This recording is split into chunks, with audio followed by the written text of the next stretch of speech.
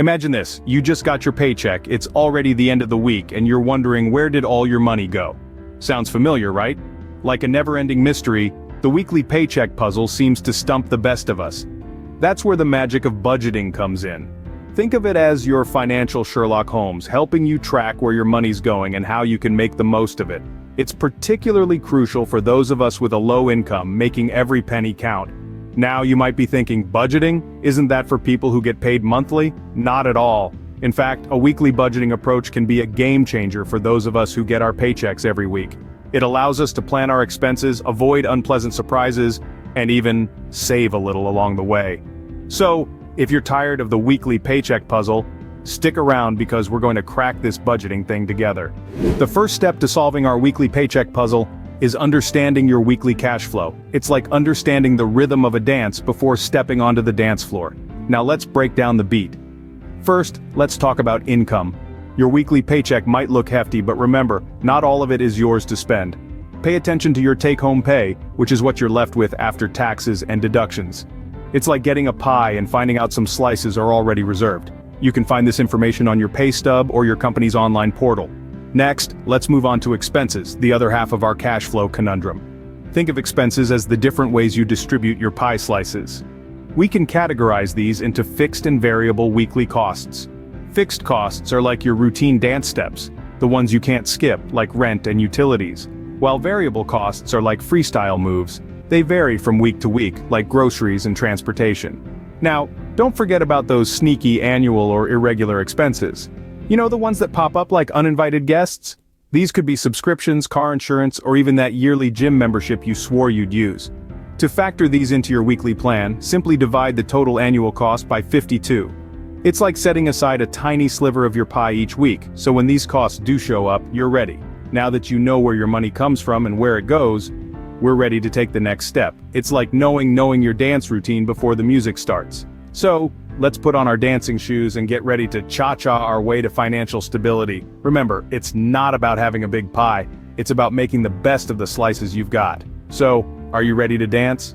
If you're finding this video helpful, don't forget to give it a thumbs up and subscribe to our channel for more budgeting tips and tricks.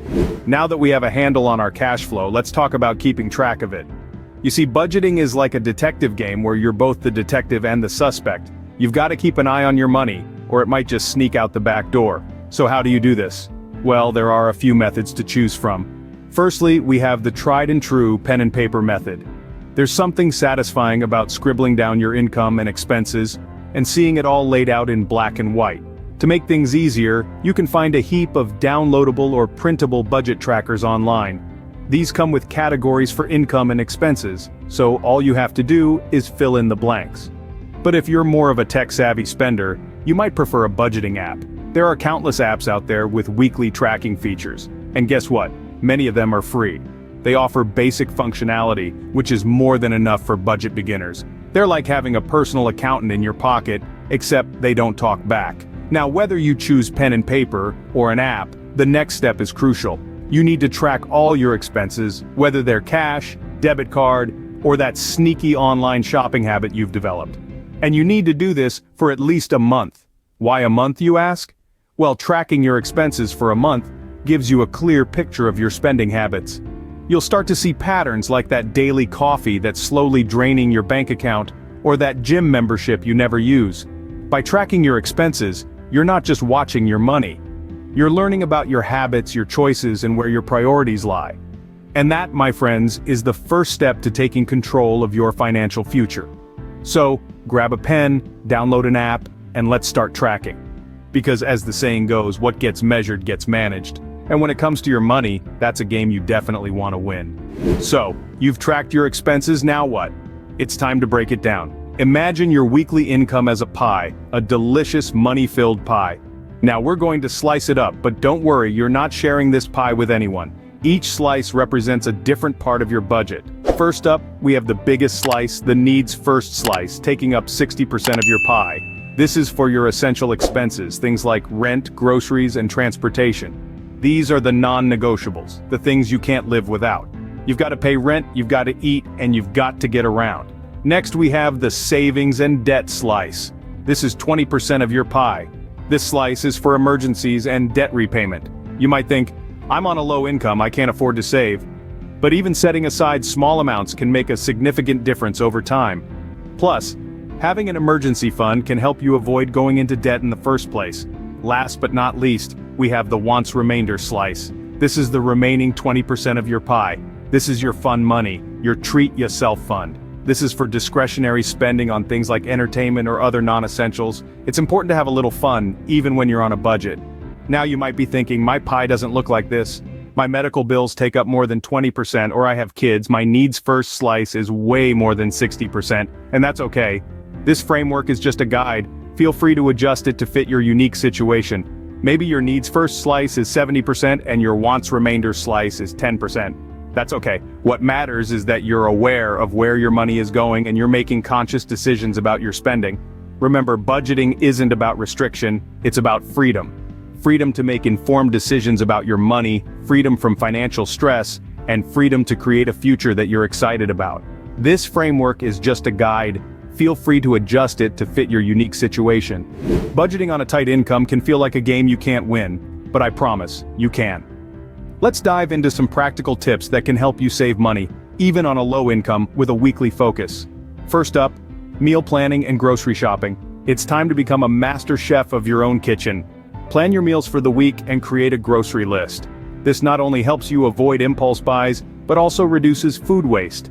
Think of it as a culinary adventure, where you're the hero saving your wallet from the villainous takeout menus.